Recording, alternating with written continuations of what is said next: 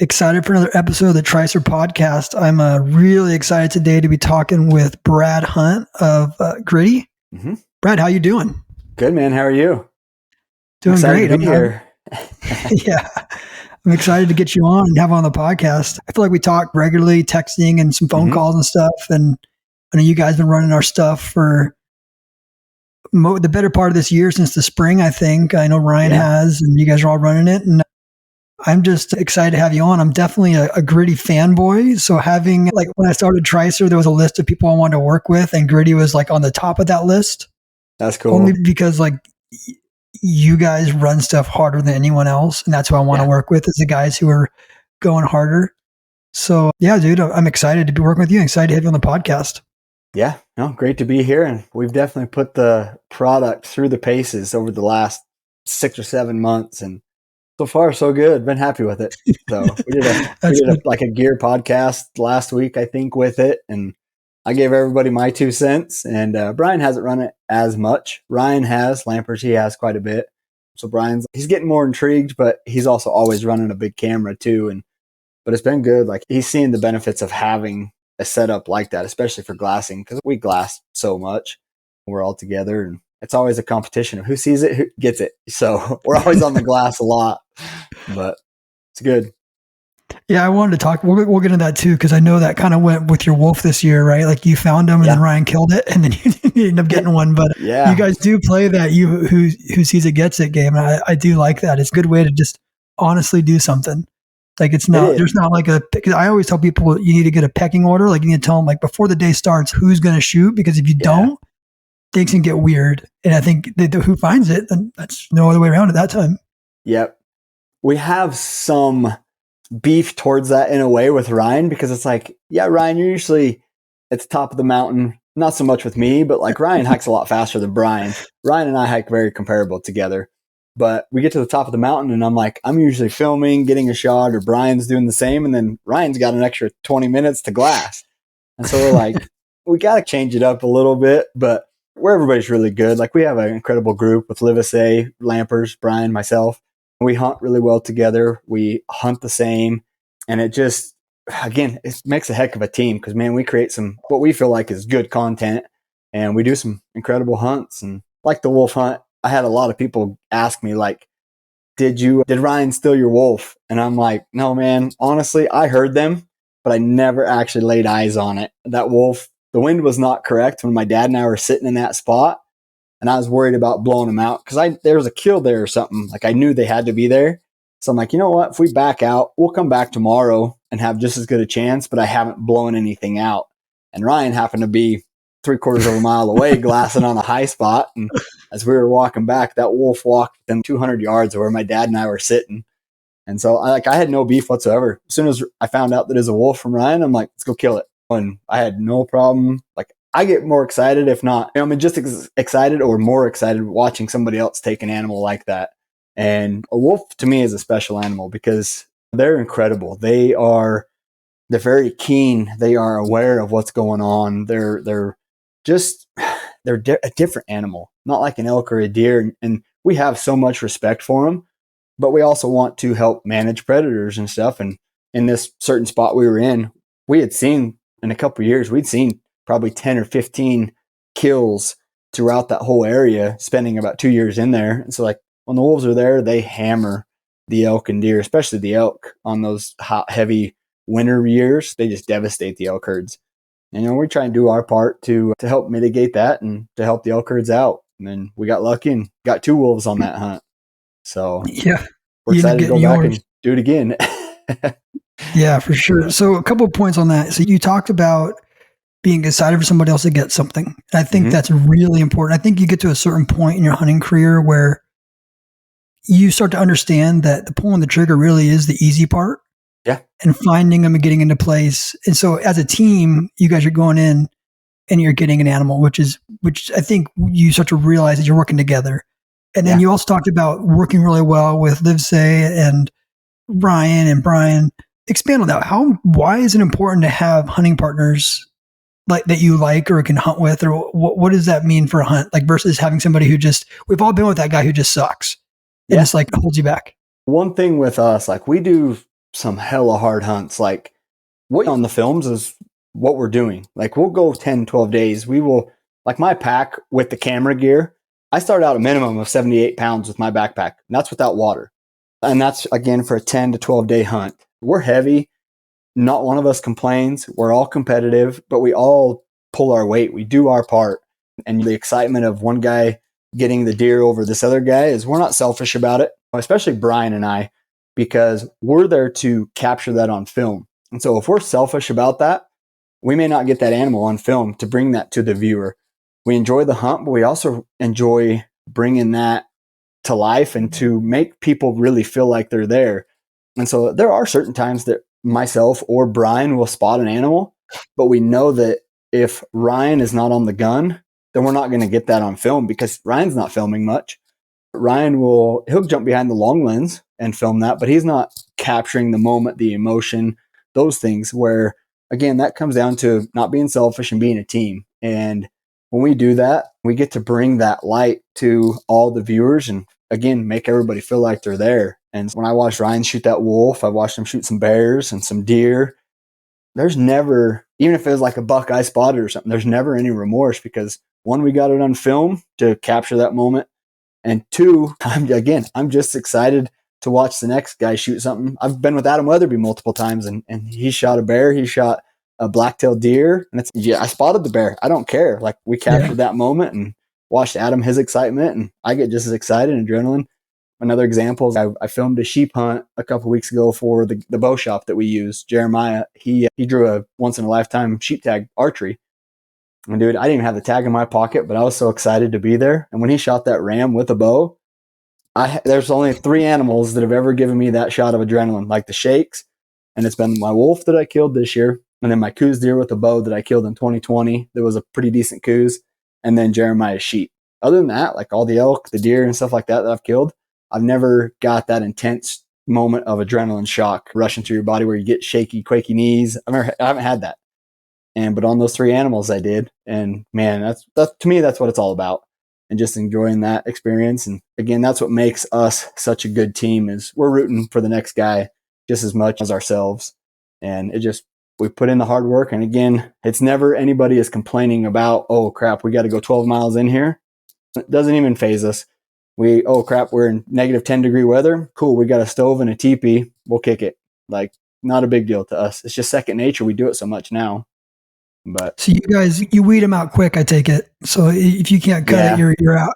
Yeah, we do. And there's some great guys that we absolutely enjoy being around, but we're like, sorry, you're not quite tough enough to hunt with us in a way. They're tough, obviously. They're in shape, but it's just a whole nother level. When we've been doing it, even before I started with Ryan and Brian, the Gritty crew, this is how I hunted. I just didn't do as many days. Like my dad was a great mentor to me, taking me out in the field, my brother and my sister. And I get asked a lot, what's been the difference as you started working with Gritty and hunting with them? And I tell everybody, nothing. It's how I hunt, except for I've got more days to hunt now. That's the only difference. So instead of being the weekend warrior, which, man, when you're getting it done and you're the weekend warrior, more props to you because that's hard. Now we got 10 days on a hunt, 15 days on a hunt. And so we're spending 100, 120, 150 days a year in the field. So we just got 5 or 6 years of experience to the guy that is getting that only gets 20 days a year if he's lucky. Most guys only get 7 to 10. And we do 5 years of hunting in 1 year. So we're very fortunate, very blessed to be able to do that. And we find out real quick on guys if they're tough enough to come hang with us. So we enjoy it. I've got that on my list, right? Because like for me watching Gritty, like I've drawn tags in certain places. Like I've gone deeper now and done harder hunts because of watching Gritty. Yeah. And so I have a question. Like it was like, how do you handle like the mental part of it? For me, the hardest thing for me is the mental part of it, not the physical. Like I'm in the gym 5 days a week. Still nothing compares to being out in the field with a backpack on. I don't care how many freaking box step ups you do and single leg squats you do. I do all the right elk shape types exercise. It doesn't help. Yep. The hard thing for me is the mental being gone. Like I was just gone for 14 days in Arizona and missing my family is what gets me around like day 8. There's days that just like, man, I want to get off this mountain and go home and see my kids. Yep. I've never, you want to like, I never quit. Like I'll never go home early because it's you'll never regret staying the whole time. Like, we just got skunked on an elk hunt, and we stayed till the last day. Me and my kid. So I refused to let my kid quit. It's just, you're not going to quit. You're going to stay this whole time. Yep. His knees torn. It's snowing. We were wet. It was just it was like World War III. The bulls just disappeared. It was one of those Orange Army type hunts. But we stayed out there and did it. But the mental part of it for me is a tough game. And I wanted to ask, like, how do you cope with that? You have 3 kids and a wife. Like, how do you cope with being gone for 15 days from your kids? Yeah. One, I'm very blessed to have a wife she's always been super independent and always supportive. Like, she supports me through everything that I do. And when she had like her dream job in the dream office that she was working at a couple years ago, and then I had the opportunity to go full time with Gritty, and she was selfless enough to say, "Hey, let's do it. Let's move." We moved 4.5 hours to the other side of Idaho. And again, she's very supportive. But for me, my thing is I'm gonna spend all 10 days or 15 days out pushing as hard as I can, because I agree, and I'm with you. Day 7, day 8, day 10, it's hard missing the family, missing your boys. But then again, to see the joy when I come home with an animal that my boys, like, the first thing they always ask me is, "Did you bring the heart home?" And that's like our thing at the house. If I shoot an animal, like, I have to bring the heart home. Same with even ducks or whatever. But that keeps me pushing hard, and then just enjoying it. Like, again, I'm very fortunate to do it as a full-time job, get to hunt a lot. And I never take that for granted. So that's another thing that keeps pushing me, because it might suck for the first 9 days of a hunt, and that last day can be the magical day. And so you just keep pushing for that one magical day. And there's a lot of disappointments, like hunting pressure, certain areas, maybe animal migration has changed, whatever it may be. It can be hard, but you keep pushing, you're going further. And like, staying in shape obviously is helpful. Like at home, I always do like a 24, 36 hour fast, usually like once a month, because there's been multiple times on the mountain that I've fasted for 36 hours, no food or whatever. You usually have water, but I'll do that stuff at home just to mentally prepare yourself, because it's not easy to fast. I don't go to the gym a lot, but I will throw on a 150-pound backpack and I'll go do a 2.5 mile hike as fast as I can with that backpack on, because there's something that just doesn't compare to packing heavy weight all the time. When you pack that weight, we're in the office editing all the time. I stand at a desk for 10, 12 hours a day. Like, I don't ever sit down. I notice, like, having that body weight on your joints helps it that much more. And the mental game side of things is not always easy. And again, having a supportive wife and just having your why when you are in the field. And like mine, it's my boys, and for the passion for hunting. Like, that's my why. So I never want to disappoint myself, because I've gone home early on a couple hunts. And when you, like I said, you never regret staying out there the whole time, but you always regret coming home early. And so I've just always told myself, no matter what, you're not coming home early. I don't care the situation.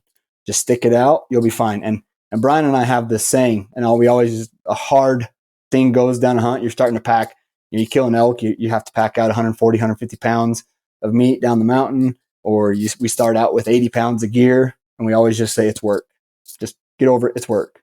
And for the last couple of years, that's been our saying. No matter what, it's just work. We'll get over it. The soreness will go away, and it'll all be better. But Jocko has this thing where it's like, when you're doing something miserable, you say thank you. Yeah. Mm-hmm. And so I make my kids say thank you. And we killed 5 elk in 3 days over on a hunt, cow elk, but it was still, they weren't like on the road. It was pack outs. And then we went to Arizona, we killed a coos. My kid killed a good like mid-80s buck. And then we went on this elk hunt. And it was just the first day he missed on a good bull. And snowball there.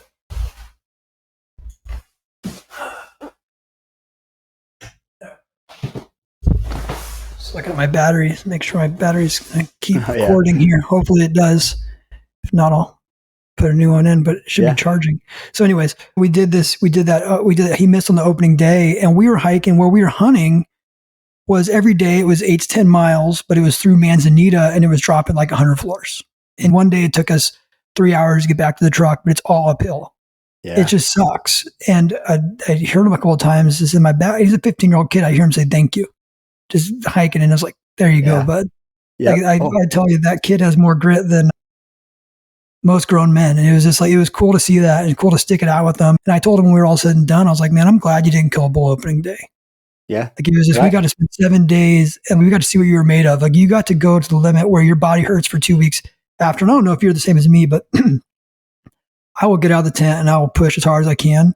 Mm-hmm. But there's something about when that hunt finally ends where my body just catches up to me and I'm sore. I don't know how you guys keep doing it so often. We at home, we eat pretty clean.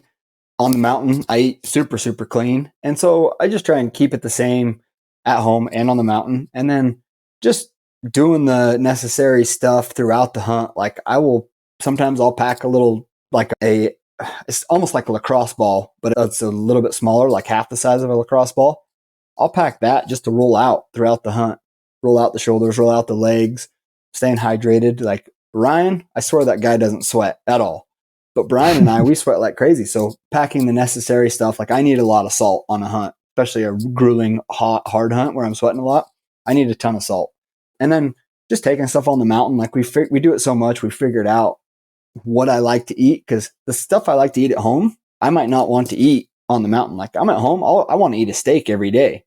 But I get on the mountain, I don't want that much meat. I don't want that much protein or whatever. I just don't feel like I have the energy. Where like a lot of pastas, I eat a lot of pasta and stuff on the mountain where I don't really eat that much at home.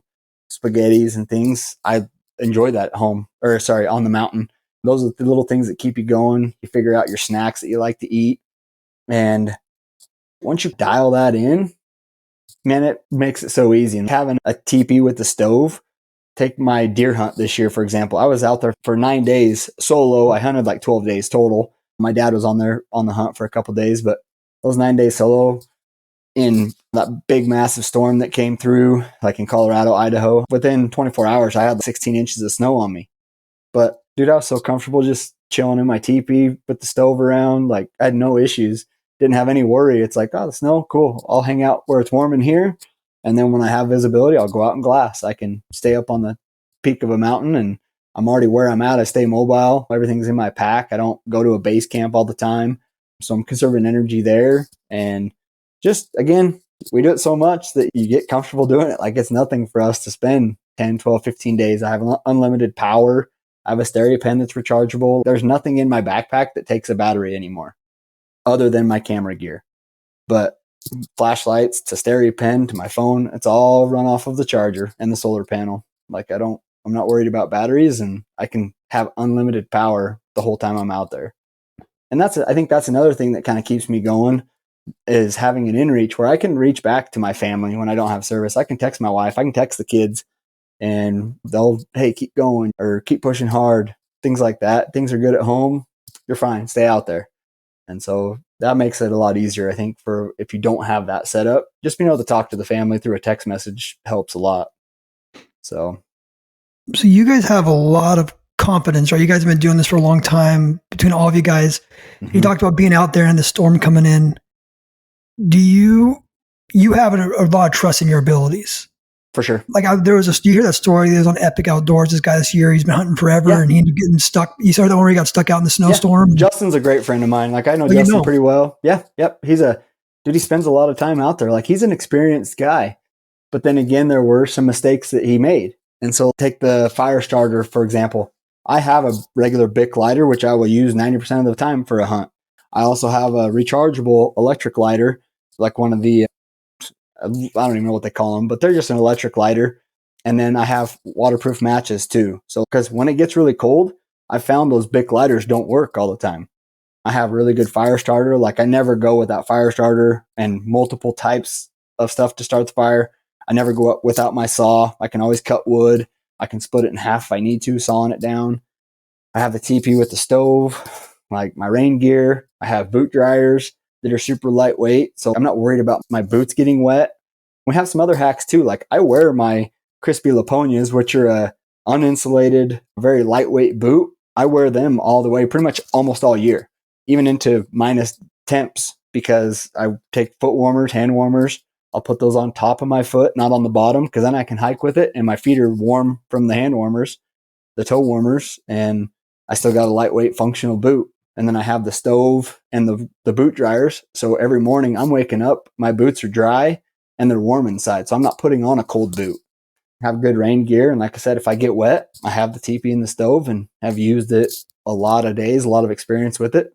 I know I can dry out if I get wet, and I'm not worried about getting wet because I have that setup. And yeah, we do have a lot of confidence because we do it a lot. And we've had a lot of experience with the teepee in the stove in some crazy nasty conditions, whether it's wind, water, snow. Yeah, we're super comfortable out there. We're probably too comfortable, but we just don't really think about it. It's just second nature to us. Good sleeping bags. That's what I would say is a good sleeping bag. Like I run a quilt, which a lot of guys don't like a quilt, but I run a 0 degree. And right now it's an Enlightened equipment quilt. And when it's hot weather, I can kick out and open it up, let it breathe. And then when it's really cold temperatures, I can suck it down. But I also have a pair of puffy pants and a puffy jacket that I can crawl into that sleeping bag with. And if I need the extra warmth, which I've never had to do, even in like minus temperatures, I've never had to actually wear my puffy pants and jacket inside my sleeping bag. I haven't been that cold yet. Yeah, I run the 10 degree Enlightened equipment, and I don't even know how many hundreds of nights I have in that thing now. Mm-hmm. I'll never go back to a sleeping bag because I like to roll when I sleep, and being able to, like, in a sleeping bag, I end up like taking a wet towel, like it winds up on you. The same way. You can roll around, kick your legs out. I absolutely cannot express enough how much I like Enlightened equipment. Well, I'll throw this out there.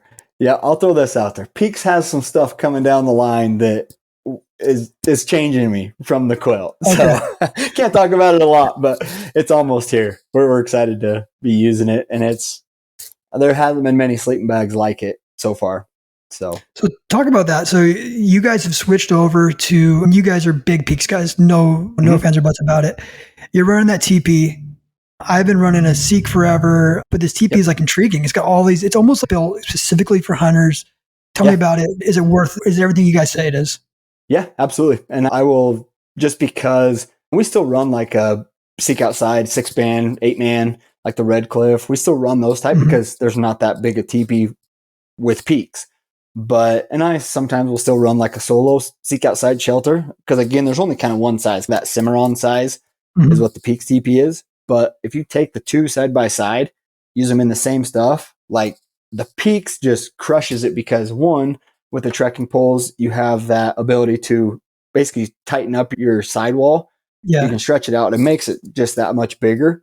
But then on those super wet hunts, you can throw all your gear on there. I mean, we've literally taken 2 25-pound weights and thrown them up there in the teepee. We did a podcast about it. But there was one trip a couple years ago. We were on a mule deer hunt and we got soaked. We had an 8-9 mile hike in and we got absolutely soaked. Everything in our backpacks, to our clothing, to the sleeping bags, everything.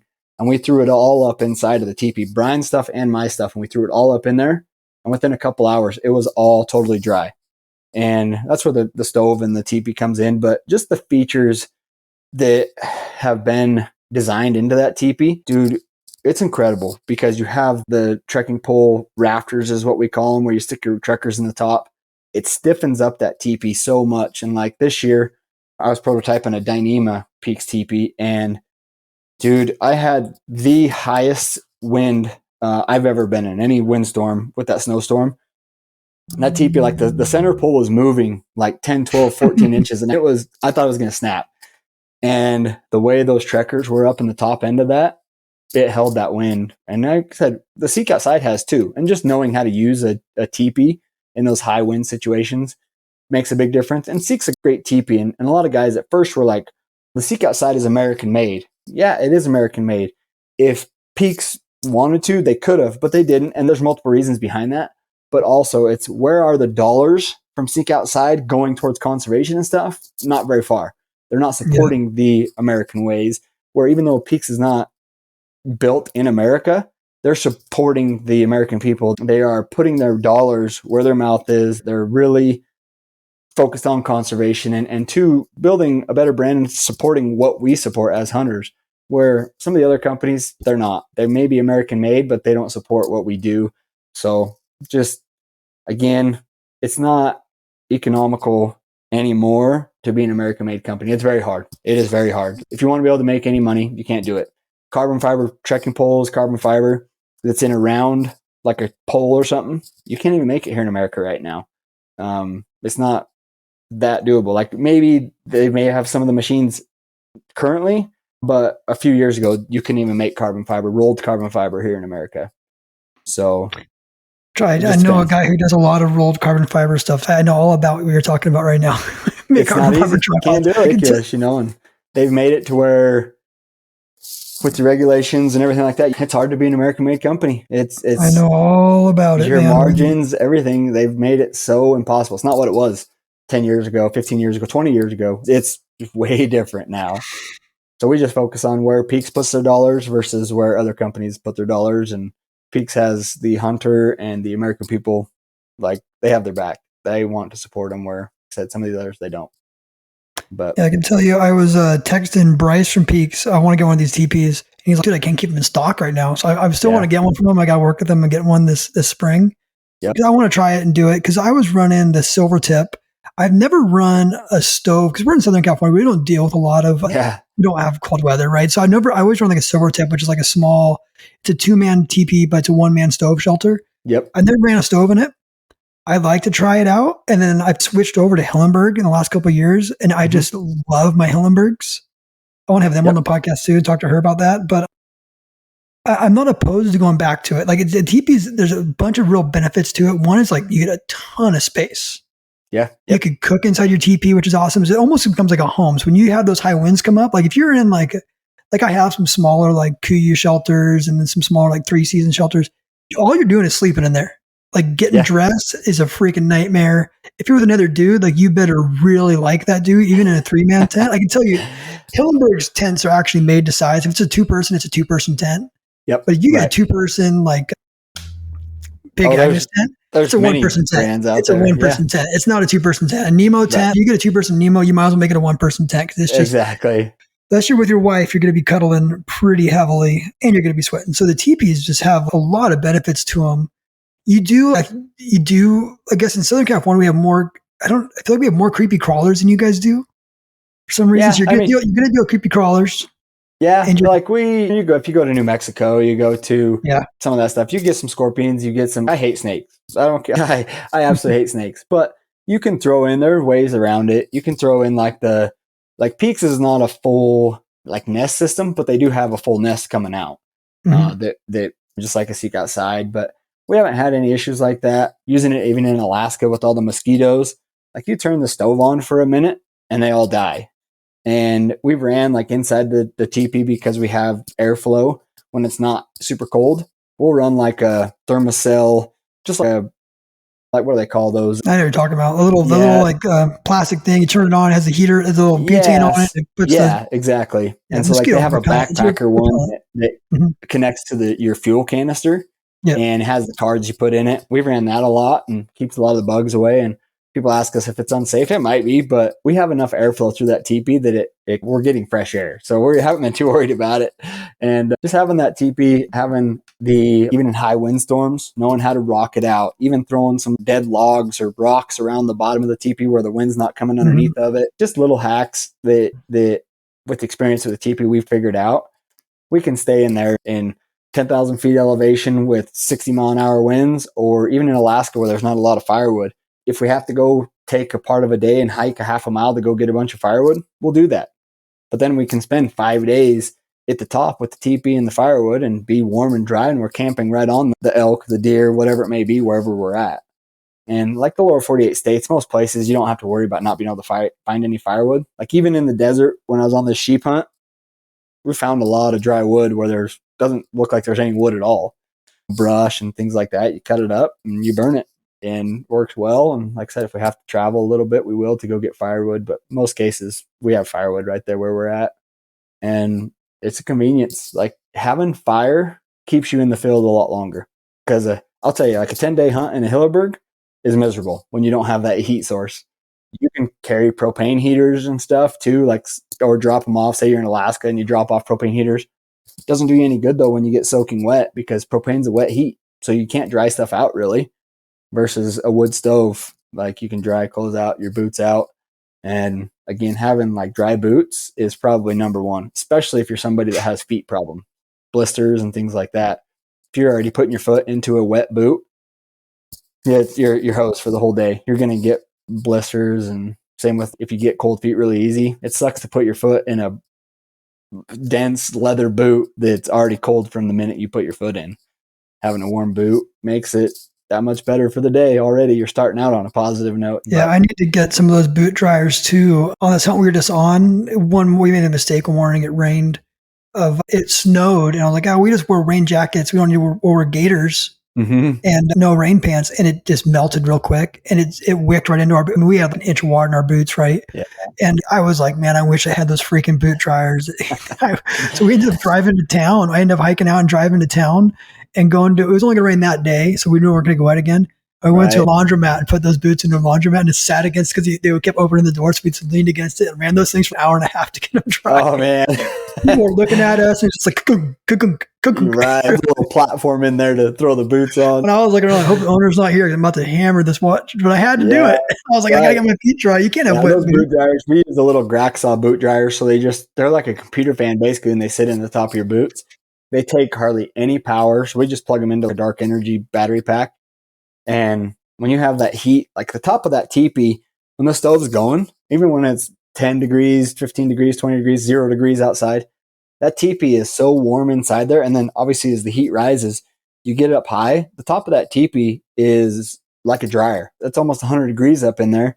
And that's the other thing with the Peaks teepee, where we put those trekkers up in the top. You can sit all your boots and everything. There's a little net up in the top of it, but you can sit 2 or 3 pairs of boots on top of that. They're down, they're laying against the trekking poles, so they're not bringing your teepee in. If you were to take another teepee and you tie a rope around the teepee, if they have loops, it sucks your teepee in like this. With the trekking poles, it doesn't do that. Your teepee stays stiff in the top end of it.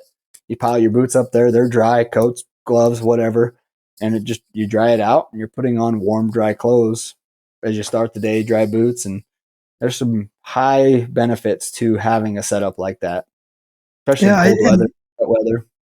I could say too, like my TP experience is you're always against the edge. So without having those trekking poles up there, it's always like sagging against you a little bit, right? Yep. So if you do get moisture in there without a stove, like it's just touching you, you're always touching it. So having that trekking poles, I really didn't think about it until now, but like it's really making it give you that space, those wall space, which you don't really get in a normal TP. Yeah, because you take like a similar setup. There's a lot out there. There's the Argali, the Seek Outside, there's Light Outdoors, there's multiple, the Peaks. And when you take it and you don't set the trekkers up, it feels a lot smaller. But once you get those trekking poles in there, because like the Peaks teepee already has pretty steep walls.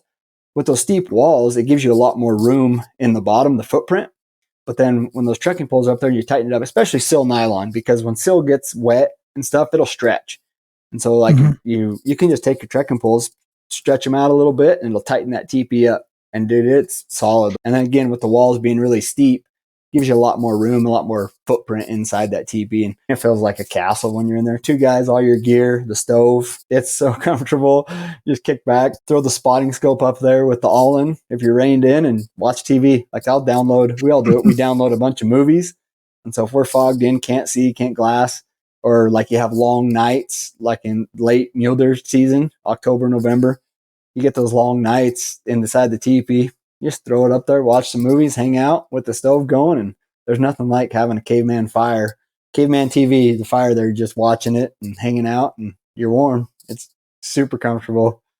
But I love Olin. I've got 5 Olins on all my stuff now. Nate is awesome. Talk to him all the time. I have a phone mount coming out, not for spotting scopes. Like I'm not going after Olin at all. A way to put your phone onto an Arca mount to put your phone on for taking selfies and stuff like that. So it's going to be really cool for videos as well. So it's called the KS Kill Shot. So it's this I got sick of trying to set my phone up on a log and take a grip and grain or balance it against my tripod. I didn't really think of that as a purpose. I watch not a lot, but we do bring the movies along too on our phone, and we'll do that in the tent, me and my boy. It's just fun to do in the tent, watch movies with them, especially when you get rained in. You can sit down and watch a movie or something, Avengers or something. But that'll be a good tent phone movie tripod adapter coming out here. So it's coming out here this month. Awesome. Perfect. Yeah. We've just been using the all-in and just clicking the phone right on there and turn it sideways, and you got TV right there. It's perfect. Yeah. The all-in I cannot say enough about them, man. Like I get nothing from them other than we just do some stuff together with, using their stuff and using my stuff, but I've used them all, and the easiest thing, hands down. My brother-in-law's came over. And I never think to look at the moon with my spotting scopes or my setup. Like it's not what I do. Right. So they came over for Christmas, and the first thing they're doing is they're out there with my spotting scopes, like looking at the moon. And then I'm like, I never even thought to do that. And then it was like a full moon the other day. So their phones are on there and they're trying to get these pictures. I'm just laughing. I'm like, watch this. I'm going to throw my Owen on there. Bam. Pictures. Bam. Take a bunch of full moon shots and just, it's so you fast, can literally so just simple. throw it on there. And you're not having to line it up. And I've done all the other ones and I've tried some other stuff that magnetizes and stuff. And it's just like this one, you just literally snap it on there. I can't say enough good things about what Nate did with that. It's just go buy an Olin. They got some cool stuff in the works coming too. They've done a heck of a job. We work with them a lot now, and man, it's been awesome for like getting video. Like we could, if we wanted to, we could film almost full time with our spotting scope and phone setup. But we like to run our heavy cameras because we like people to have that Nat Geo experience when they're watching our films, and it just pays off better for us to have a high quality camera and lens versus an iPhone. You can do some incredible things with an iPhone, but it's nice for us as we do it full time, having the heavy camera and the heavy big lens to capture that stuff. Yeah, I carry a camera now with me because like I feel like I want to be more legit with Tricer, right? And just doing it on your phone, it looks good. But when you use like an actual camera, it's wow, it is that much better. And I'm not using anything crazy. I'm using like, I don't know, $800 cameras. Not like you guys are using. Right. But it's just that much better having an actual camera to take these pictures and take these grip and grins or the antler shots and all that stuff. Yep. I'm just not good at that stuff. I don't have the mind that you guys do. I talked about this last week on the podcast with another guy, just like you guys have an ability to see things that I don't see. I'm like, just center it up, take a picture thing. Why doesn't my picture look good? Then you guys have a way to take a picture and you feel like you're there. Yeah. And that's why I love Gritty. That's why I love watching you guys' stuff because you guys take me there. You guys have a way, you can elaborate on this too. You're taking a 15-day hunt and putting it into a 20-minute episode and making me feel like I was there for a 15-day hunt. Yep. Elaborate on that. Yeah, like that's our number one goal is to really make people feel like they're on the hunt. Audio, we pay attention to audio a lot. We pay attention to the filming. We pack some heavier equipment to capture the better quality film. Because we could run a GoPro, we could run a much lighter setup, but we don't get the quality that we're looking for. We don't get those.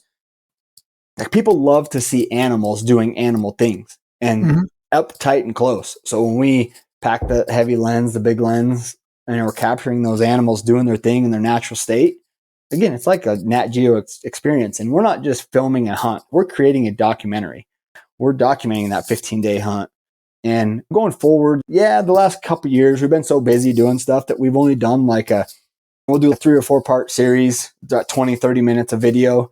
Our goal coming up is going to be, we want to create longer episodes like we're in the beginning of Gritty. And people sit down, you get your popcorn, and you're there for an hour watching a film. And you're right with us, like feeling like you're on the mountain with us. And again, we pack that heavy equipment to make that viewer experience like it is. There's a lot more edit time that goes into it. Brian he does most of the film stuff as far as editing wise. And he spent his 10,000 hours editing. So now he's good at it and he's fast at it too. And as we move forward with Gritty, again, we want to bring that experience to the viewer to make them really feel like they're there. And that's why I do pack 18 pounds of camera gear when I go into the backcountry. Again, I could set up a lot lighter and not kill myself so much, but we do it for the viewer and just telling the story. It's not easy to tell the story in the backcountry either. And so we really make it a point we don't go in the field with a shot list. A lot of guys will go in the field and they'll have a shot list. We don't do that.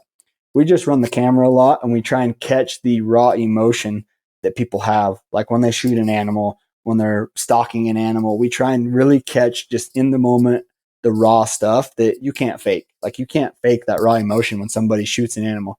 And we talk about all the time, we're with somebody we haven't hunted with much. If you're the guy that cries when you shoot something, cry. When you're the guy that yells, hoops and hollers, gives high fives, hugs, and jumps around, do that. If you're the guy like Ryan and myself, because a lot of my kills have always been like solo or whatever, I don't celebrate that much. Just who I am, where other guys do. And so I'm like, just do you, man. Do you. Just be authentic and we'll capture that. And then it just feels so much better and in the moment. And we've tried to step up our film game over the last year, 2 years. And I feel like we're doing a pretty good job. And again, Brian he's really good at producing the film in the office, but he's also really good about field producing. And I'm trying to step up my game over the last couple of years to be a really good film producer and look at it in a perspective of, okay, this is how I want to tell a story. So this is what I need to capture in that moment. Again, we don't go off of a shot list. I think if we tried to go off a shot list, we would miss a lot of what we are capturing. And so just knowing when to run the camera and having it accessible on a hunt. Recently, we had the camera in the backpack because it was raining like crazy. It was soaking wet. Things were just getting hammered and soaked. And our camera equipment does pretty good, but I mean, everything was so saturated. And I waited for the camera and didn't shoot a giant blacktail because for the first time in probably 5 years, we had the cameras in our backpacks, not on our person like we normally would and always do. And we just made that mistake. We had the cameras in our backpacks and I let the buck walk. I should have shot him, but I was also trying to capture it on film. So it's a double-edged sword there. And you're the bad guy if I don't shoot it on film, and I'm the bad guy if I let the buck walk away because it's not on film. So is what it is. But yeah, we just try and capture that for the people. And really, again, our goal is to make them feel like they're there. And we talk about 3 things. We want to educate. So we try and do that for our films. Gear we're using, how to set up this, do that. We also want to inspire and entertain. If we can hit 2 of those 3, it's a good film. Now, if we hit 3 of those, or all 3 of those, it's an epic film and we accomplished what we wanted to accomplish in that film. And those are the 3 things that we go off of. So make epic content, we always talk about this too. To make the epic content, you got to do epic things. You got to go do the 10-day hunt, the hard hunt, the deep backcountry type hunt. And if you're not doing epic things, I don't think you're going to have an epic film. Now, there are exceptions to that, but that's just how we feel. If we're doing epic things, we're going to have an epic hunt and an epic film, and especially if we put something on the ground. Now, there are times we're in epic country, we end up not putting something on the ground. And so it's an epic backpacking trip, hiking trip, camping trip, whatever you want to call it. But we have an audience now that even if we don't have a kill, they'll still watch it. Like I said, we're still educating, we're still inspiring people, teaching people how to get out there and do it. And to gear nowadays, obviously that helps too, is gear now versus 15 years ago is totally different. It's lighter and better and warmer, and it just keeps you in the field a lot longer than using the flannels 20 years ago and jean pants. It's different. And so as times change, technology changes, it obviously makes the hunt more comfortable for people, and more people can get out there and do it as they want. Yeah, I can say, when you say inspiring, you guys definitely do inspire me, and you've pushed me to want to be a backcountry hunter more, and seeing what Brian's doing, and some of the places I've went are places that I'm assuming you guys are going. Like, I'm not going to outspot you guys, but I'm like, I want to draw a tag there because I think they're hunting here. When I'm trying to go to those places and do those things, right? And I want to go to Alaska and hunt caribou and go to Alaska and do moose to see you guys doing it. And we get to live through you guys and what you're doing. When you say, we're going to make hour-long episodes now, I get excited because, like, at my house, we don't watch football. We watch Supercross on Saturday, and on Sundays, it's Gritty Sunday. And like, I don't know if Gritty Sunday is like a new phenomenon, but it's known now. It's Gritty Sunday. Like, it's Gritty Sunday. It's everyone's putting it up, everyone's watching it, and we sit down and we watch. And I'm so excited when you guys can tell me you run them in sequence. I wish you can do 52 of them, but you guys can't hunt that much, I guess. But it's not easy. It's not easy, but Gritty Sundays are awesome. And I do it with the kids, and you guys have clean content and great content. And I'm not just tooting your horn, but like when people ask me, like, who do you like? And it's like Gritty's up at the top of my list of people I like, because you're having this experience, and it's a real experience. It's not like a sold out experience. And I shouldn't say that. Brian's not going to go start doing paid hunt somewhere now that he's got this big channel, right? He's going to continue to do what he's doing. And that's what I appreciate about Brian, right? He's not like, oh, you know what? I'm going to go hunt with this star right now. I'm going to go do this hunt, this high fence hunt here, because it's going to be good for the majority of people. Like, you guys stayed true to what you're doing, and you do these hunts that are just intense, and you're rafting and you're getting wet and you're miserable, and we feel the misery. And it's, man, I wish I could be miserable right now. And and a lot of times they come out in the spring too. It's like when we're really having withdrawals, like from hunting, right? Because right now I've been hunting for 4 months. It's nice to go to the desert and go riding my dirt bike right now. Yeah. But come like February, March, I'm going to be like, man, I wish I was hunting. I wish and all these Gritty shows start dropping, and it's just, I love it. I love everything about it. Yeah, and we'll still drop our normal like 20-minute, 30-minute films and stuff. We're still going to have those, but we want to create like 4, 5, 6, whatever it may be, whatever hunts we have, we want to create like some really just intense and really good films that are longer version of a film, because we feel like we have good enough content to do that with. Now, I'd say there are some hunts that don't make that happen. So we end up, we make a 20, 30-minute film out of it. But again, we have to do the epic thing to make epic content.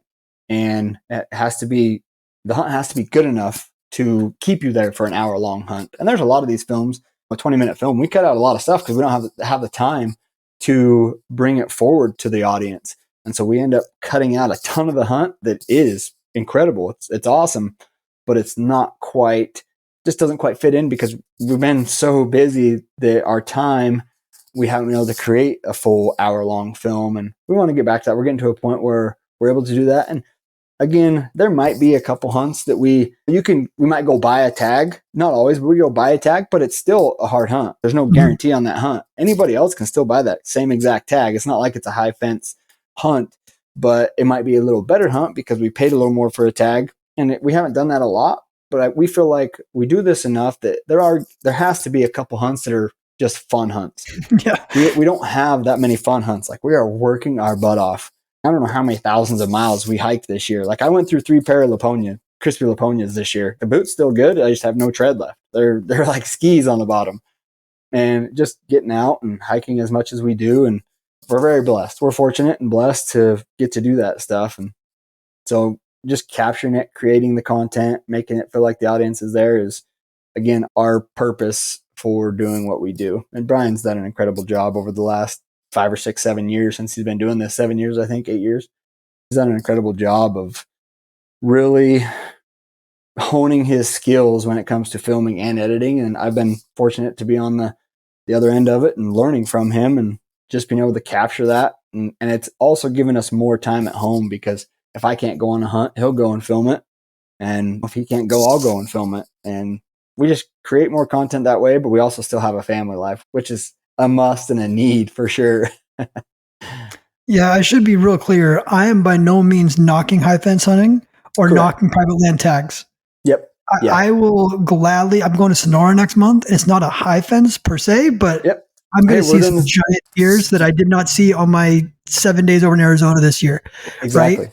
But I like that you guys continue to push limits and continue to make this great content. Yep. I really like what you're saying about the hour-long episodes. I wasn't thinking about when you first said it, but there is this kind of cookie cutter mold now, right, with these hunts and these films. And it's like this 15 to 20 minute mark. And you guys are going to break that now, which is awesome. And no one's doing that. No one's making long films like that at all, which I really think is like something groundbreaking for Gritty to do. And honestly, you can use more of it. Like, it's like, I don't know. I'm not a film expert. So you like get the B-roll, load in the truck, then you get the B-roll hiking in, some glassing, some finding the animal, sitting in the tent, eat some mountain house, and then a stalk, and then a kill, and then the hike, and the skin the animal and pack out. Yeah. And that's not like the mold for all these films that everyone's doing. And I think a lot of it has to do with their paying filmers, right? And editing an hour-long film is not cheap. No. It's not easy, and it takes a long time. But with you guys self-producing and self-making this stuff, there's not a lot of guys doing that, right? Limitless is doing it, right? They make some awesome content as well. I think Justin and Colton do some just incredible stuff. Absolutely. But you guys having the ability to create your own stuff, who cares how long it is? You could edit as long, like you said, Brian's got 10,000 hours. What's another 500 hours to Brian to make an epic film? Right. And if you can make just something that's just a film. He's got fast enough. Like Brian, he can make a 20-minute film, 25-minute film in about 40 to 45 hours. So basically a week's worth, he'll be able to make that 20, 30 minute. We want to get to where we're making an hour-long film. And if you watch, like I'm sure you did, early on, the Gritty stuff early was a day by day. It was taking you throughout basically an hour-long film, the early ones, that the deer hunts, the bear hunts, that's how they were. And we've gotten away from that. We just don't want to create YouTube type content. We want to create movie theater worthy content. And that's our goal this year, is to bring that forward and to focus on that more and just give us a little more time to spend with our families, but still create some incredible films that people are going to enjoy. And everything's still going to be digital, still going to be a catch it on YouTube, whatever. And we will still have those 20-minute films, a few of those that they didn't turn out to be that epic that's going to be able to make an hour-long film, hour and 30 minutes. So we'll still have both, but we're also ramping up all our gear podcasts and our podcasts in general, talking to a lot more people, getting them on the shows, going to hit up some of the more Total Archery Challenge events, because we can get a lot of podcasts there and get a lot of information with some incredible people that are heavy into the archery side of stuff. And that's where my passion is. That's where Brian's passion is. Going forward this year, we want to do a lot more archery content.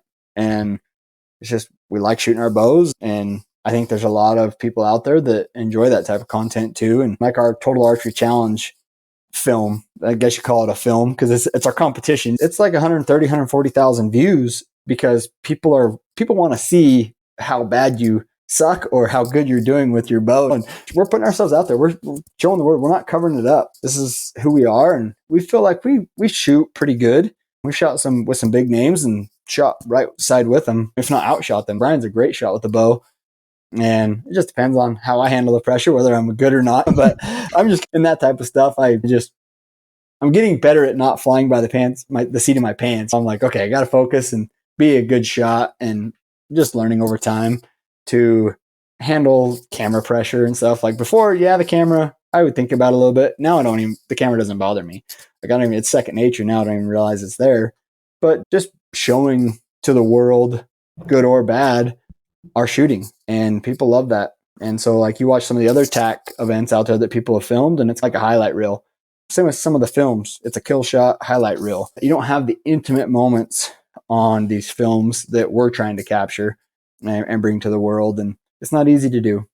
But again, that's why we pack the heavy loads, the heavy equipment, the extra equipment to capture that stuff. And again, make it feel like the viewer is sitting right there on the mountain with us. And it's raw, it's real, and intimate. And again, good or bad, we're putting ourselves out there. It's gritty. Absolutely. Not to be cliche, it is gritty.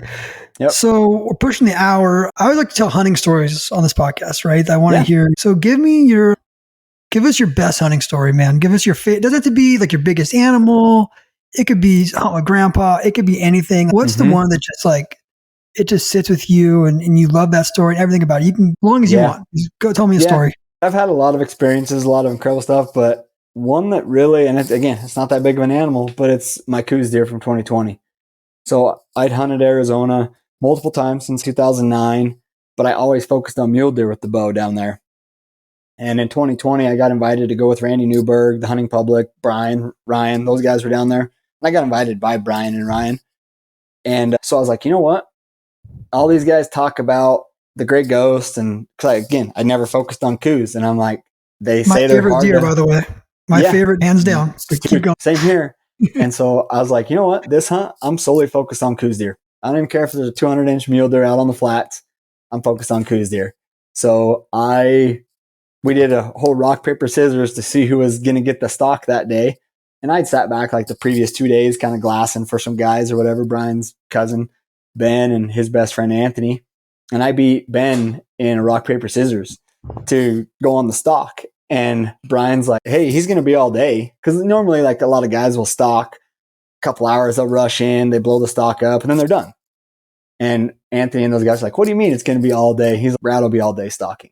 I went like less than 600 yards, and it was basically a 9-hour stalk on 2 big coos deer bucks. And there was at one point, I had some does walk like 50 yards from me, and I just laid down on the grass, took like a 30-minute nap. And once they were gone and out of the way, I continued slowly stalking in there. And I was on this big deer, like about 110, 112-inch coos deer, just a giant with a bow especially. And I was at 37 yards, and I sat for about 2.5 hours. This doe would pin me down, and I just sat 2.5 hours in the shadow in the same position. And the wind just slowly switched, and he didn't really smell me, but he didn't feel right in the situation. He just dumped off the back. And I knew there was another really good buck about 100 yards down the hill. I just slipped down there, got set up, and I only had like 45 minutes left of shooting light. And just as I set up, I saw a doe come running up the hill, and there was another deer right behind her. But he just had his head in the dirt. And so I'm like, it's got to be a buck. And so I just instantly drew, because I'm like, any buck with a bow, Coos deer buck with a bow is an accomplishment. Like, they are not easy to hunt. And that buck come running up, and he put his head up, and I was like, crap, it's a stud buck. He's like an 84, 85 inch Coos deer, and he stopped, and I guessed him at 40 yards. And I shot, and I heard this loud whack. And so I'm like, crap, I missed. I hurried and loaded another arrow, and I drew again, and the buck ran around the face of the hill, and he stopped again, kind of quartered to me, looking at me. And I'm shooting at that time, I think I was shooting like a 440 grain arrow, shooting like 300 and some feet per second, 305. And it's going right through him. Fairly heavy arrow. I'm not worried about the Coos deer, my arrow not making it through him. And so he stopped, and I guessed him at 40 and touched it off. And that one I knew I hit him like a really good shot, quartered in right here, and it blew out like his back end, almost went coast to coast on him. And he went like 40 yards and piled up. And I always had made fun of kind of like the whole Eastern whitetail guys, Midwest whitetail, when they shoot a buck, they get the adrenaline shakes and can't stand up, can't talk, can't function. And I never had that happen. Shooting a bunch of elk, mule deer with the bow, rifle, whatever. I've never had that happen. And I shot that Coos deer, and I don't know if it was because it was such a long stalk or I'd put up so much hype towards these things are hard to hunt with the bow. But right after I watched that Coos deer fall like 30, 40 yards away, I couldn't stand. Like, my knees were shaking so bad. My hands, I couldn't get my cell phone out of my pocket. I was trying to get to text the guys, like, I just shot this buck. I couldn't even get it out. I had to sit down, and I probably sat there for 4 or 5 minutes, which seemed like an hour at the time. And I was like, what is going on? Then I walked up to the buck finally and found my one arrow. I couldn't find the other arrow. Ended up, the first arrow was perfect. Hit him right behind the shoulder, took both lungs out. Like, it was a perfect shot. So both were great shots. But to me, that story, just because I never had that adrenaline rush before, and killing like I said, a decent Coos deer buck with the bow, to me was an accomplishment that is on one of the highest pinnacles out there, because Coos deer, again, they're like hunting a mountain lion. They're just so cagey. They're switched on. And to be that close to a Coos deer for so long, just, I don't know. To me, it was a heck of an accomplishment. And I got to, just because of who I was with, Randy Newberg and the hunting public, like, I felt like in a way I had something to prove to those guys, which I shouldn't be that way, but I'm competitive. Like, no matter what it is, I want to be at the top all the time. And I didn't say anything to those guys. And we got back to camp that night, and Randy Newberg was like, hey, did you cut yourself? And I'm like, what do you mean? And I had some blood on my pants. And I'm like, no, I think I killed a Coos deer, and I must have got some blood on it. He's like, oh, you killed a buck? And I'm like, yeah, he's a pretty good buck. And so we go out to the truck, and Randy, then we pull it up, and it's this 84-inch Coos deer. And Randy's like, that's not just any buck. That is a giant for a bow. And Randy's, I've been hunting 6 years and never even drawn on a Coos deer before.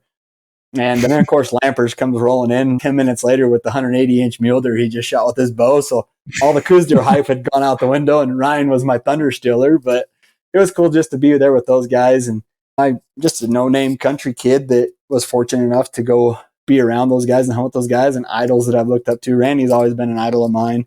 He's great for the hunting community. He's just a great endorsement and conservationist and stuff. And I've always just looked up to Randy, watched him for years on TV. And then for him to see and be around those guys and bring in a big Coos deer, it was pretty cool. So that's like my favorite story as far as hunting with myself, and I was by myself all day. I literally drank a water bottle that morning, and I ate a granola bar and didn't take anything else with me the whole day. And because I knew it was going to be a grind, but I didn't want the noise. I didn't want the stuff to be catching on brush. And the whole time I was below grass line. Like, even when those Coos deer does came to me, they didn't see me because I wasn't standing up. I wasn't above the grass line. And Ryan Lampers always has a saying, and same with Brian Barney. They say, if you are not sore after a stalk like that, you're not doing it right. And man, the next 2 days I was hurting, like hip flexors, calves, thighs, because just so intense. You're tensed up for so many hours, stalking in on that situation and being quiet and staying super low. Like, it's not easy to stay that low all the time stalking. And I know I train a lot to do that type of stuff when I'm hunting. Even now, like, we're getting ready to go hunt Mexico, and I haven't been bow hunting for the last couple of months after archery season elk. And so I'm getting back into doing stretches and like air squats and stuff, and walking around like a duck on the floor in the squatted position, because I know that's what I'm going to be doing with the bow, and I don't want to be cramping up in those situations. So I don't know, bow hunting, I love that. And killing a Coues deer was awesome, and I'm hoping to do it again here in a couple weeks in Mexico. So crack that 110 mark down there, buddy. Yeah, so I shot a buck last year. He was like 103 with the rifle, last day buck. And I'm setting my sights a little higher, even though it's a little harder with the bow. But I'm like, man, there's some stud bucks. And I love Coues deer because they may not get super tall or super wide, but when they get old, they just start to get bladed tines. They start to get some extras here and there. And they're cool deer. They're one of my favorite. I'm a mule deer nut through and through. I'll never go away from mule deer. Even I will take mule deer over elk anytime. Love elk hunting, but I'll take mule deer over anything. But Coues deer is up there. They're up there because of how switched on they are, and just it's not easy to shoot them with the bow. It's not easy to shoot them with the rifle. There's so many eyes. People don't understand that you're not hunting one deer, hunting 15 deer, and that people don't get it. Like there's so many Coues deer. That's the problem. Like you're saying, you're trying to get on this buck, and there's probably 8 deer in between you and that buck, and you don't see that, right? And there's just they're fun, man. They got my goat for sure. They're my favorite. Yeah, and they're so little. A big mature buck is 100 pounds. If he's like lucky, a German Shepherd. I tell people all the time on that Coues deer. Like I'd seen him on the mountain, but I never had actually put my hands on one. When I walked up, I was like, "Damn, Weimaraner is bigger than this thing." But same color too. Yeah, right. They just are so switched on. You get any wind, they are so alert. Like I don't know, they're tough to hunt. Like they could jump a string like no other animal. Yeah, exactly. And elk hunting, guys, I've been very fortunate. I hunted elk my entire life. I'm a great elk caller, but elk, I can get away with a ton. As long as they're not seeing me, I can make all the noise in the world. I don't have to be quiet. I can break branches. I can kick rocks. I can do all that stuff. Elk don't care because they're noisy. Mule deer, you got to be pretty quiet with a mule deer because they're pretty sure-footed. They're quiet-footed. Same with the Coues deer. Like they hear noise, they know something's not right. And I think with Coues deer, you have to pay attention to the sunshine a lot more than anything too, because I think they have such a small home range of where they are that they know everything that's in their home. And so if you're shining like a diamond in the sun, they notice that, something's not right. I don't care what camo you have on. It doesn't work when you're shining in the sun. And so trying to get shaded up. And I've learned with Coues deer, I try and almost ambush hunt a little more than just stalking. Because again, they're so switched on. So I really like those windy days for some cover noise, cloudy days especially. And so we pick and choose like our stalks. And a lot of guys will go, I like to get more at bats on Coues deer, where we will relocate Coues all the time. Like till you get the right stock. Yeah, so I pick my stalks now because I know my stalking ability. I feel like I'm pretty sneaky, especially Brian and Ryan. Like they can attest to that too. Those guys are incredible stalkers as well. Brian Barney, he's that way. But I feel like that's a strong point for me. And so I don't want to just go in there and I don't need all these at bats. I want to pick my stalks for the good situation. I like to watch that deer a couple days and figure out what he's doing. And once I can figure that out, then I feel like my odds go way up, even though I'm not getting as many stalks. But I feel like my odds go way up because I've seen what that deer, where he goes, where he likes to bed, where he walks a trail or something. And I think gives me an advantage of paying attention to him more. And usually if I don't blow him out of there, I'll locate that buck again.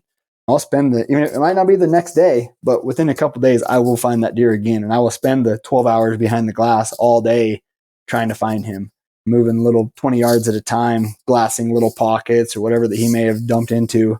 But we'll find him again. If I have the days, I'm going to find that deer again. Yeah, they really are like a quarter-mile radius. It's like they're in these pockets. But something about Coues deer, you can look at a bush all day long. Yeah. And then you can watch, even better, you can watch a buck walk into a bush and bed down. 100%. And in 4 hours, you convince yourself he's not there and blow that stalk. And I've done it multiple times. He doesn't even have to bed down. Like that buck can just statue up, especially an old mature Coues. That's one thing they do is they'll get in that shadow and they will just statue up. And when they statue up, like you can be looking at him and all of a sudden, even if without taking your eye off, you're like, where did he go? He just disappeared. And then he'll turn his head like a half of 6 inches or something, 4 inches. And all of a sudden, no, he's still there. Or he'll flick his ear and you're like, crap, he's still standing there. But they just disappear in their terrain. And it makes it hard on last year was hard in Mexico because it was a heavy water year, high water year. So the grasses were super tall. Where I think this year we may have a little better because there's not, it hasn't rained that much in Sonora. Yeah, Mm-hmm. just because it rained up here, it didn't rain. It didn't transcend down there for sure. That's what I've been learning too. Yep. Actually, some of the ranches, like the ranch we're going to, the only reason they're holding buck so well is they actually truck water in. Oh, and so the own ranch is trucking. So it's an advantage for them, for the ranches around them, because they're trucking trucks into these feeders. Because we just didn't get a lot of rain down there. Yep. But man, I love Coos. All right, dude, you want to plug? You guys have a little podcast, don't you? Or a YouTube channel? You want to plug that stuff? Have people heard of it before? We have our YouTube channel, just Brian called Gritty. You can type in Gritty podcast or whatever. So we run our podcast there. Our Gritty films are also there. And we have a lot of gear content, a lot of gear dumps, what we use in the field. And it changes year to year, spring to fall. It changes. We find the best stuff out there that's going to work for us. And then if we don't like it, we don't use it. It has to perform for the amount of days we're out there, and we're hard on gear. And so again, if it doesn't perform, we don't use it much. And so the Gritty podcast, Gritty films, go check it out. We just released some Kodiak content with the guys at Weatherby. So Adam Weatherby and his crew, we were up there for 5 days. It was actually one of our shortest hunts we've had in the last couple of years, but we wanted a lot more days, but it was a great hunt. Like, we feel like people won't be disappointed when they go watch our films. Like I said, we tried to educate, inspire, and entertain, and we really hold ourselves true to that. And so we don't want it just to be another film that goes up on YouTube. We want you to enjoy it. And a lot of people tell us we should have a lot more followers than we do on YouTube, but it is what it is. We get shadow banned because we are very open about what we believe in. Now, that may hurt us in the long run, but it's just who we are. And the podcast is great. We do a lot of hunting content, but we also do a lot of health, fitness, education, whatever. We have a very large demographic of people, and been very fortunate to be blessed and to do what we do and get it out there for the community. So you go check it out. And you guys, a lot of this stuff is funded by working with brands and using your code. So what are some brands people can go buy right now that you guys believe in and work with? Yeah, so we have a couple like exclusive partnerships, but then almost everything that we do, we try and do code-based or link-based and performance-based. So we don't make any money unless we are selling that product. But what we do is we don't find who pays the best or whatever and then use that product to sell it. We go find the product that we're going to use that's going to perform for us, and then we ask them if we can get a code or something or a link that gives the viewer, the consumer, a little bit of a discount, and then which helps them. Because most time they're going to buy that product anyway. So you get a little bit of a discount, and then we get a little bit of a kickback from that. So like Dark Energy is a really good one. Peaks Equipment is another one. You have like Graxaw. We talk about the Graxaw boot dryers, the game bags. Those are a couple great products that we use a lot. Dark Energy, like I said before, we use their battery packs. We've tested their battery packs a lot compared to a lot of others. And they just, especially cold weather, they seem to perform. We've tested the Peaks Gators for years and years now, and I'm a gator snob. Like, I used to use the OR Gators 15 years ago, up until a couple years ago, and we honestly feel like we can say the Peaks Gators are the best on the market. We just recommend people go try stuff out for themselves. Like, we put it through the paces. We feel like we've done the testing for you. There's others like the All-In. We use the heck out of All-In now, getting a lot of footage, a lot of video on the digiscoping side of things. Through like the Gritty podcast and stuff, we have a link to everyone that we use, and hopefully we can kick you back a discount, 10, 15, 20%, whatever it is. And again, that helps support us, and we want to stay as independent as we can. So that's why we use performance-based codes versus exclusive partner contracts. Just seems to, and again, Dreiser's another one, and we've put that sucker through the paces this fall. And man, I have absolutely loved the setup. If you're a glasser, somebody that's not filming, especially, which is 98% of people, I don't know if there's a much better, lighter setup out there, especially the weight wise. It's hard to beat the weight. You're as a backcountry hunter, just performance wise, weight to performance is incredible. You've done a hell of a job, Drew. And I'm not just saying that because we're on the podcast together. Like, Ryan and I especially have put these things through the paces, and they have performed. They haven't failed on us yet. When we've been through mud, rain, winter, water, like they've been performing. So it's been good. Been awesome to work with you so far. That's awesome. Yeah. Ryan lost one. Someone got a free BC somewhere. He's seems to be happening a lot lately, Ryan. No. Guy hunts a ton. That guy's a killer. Absolutely. Yeah, dude. Code Gritty at TricerUSA.com. You get 10% off, and you're gonna help Gritty out and make more awesome content. Dude, what a fun podcast. Let's do it again, man. Thank you for coming on. Yeah, absolutely. I appreciate it. Thanks, Drew.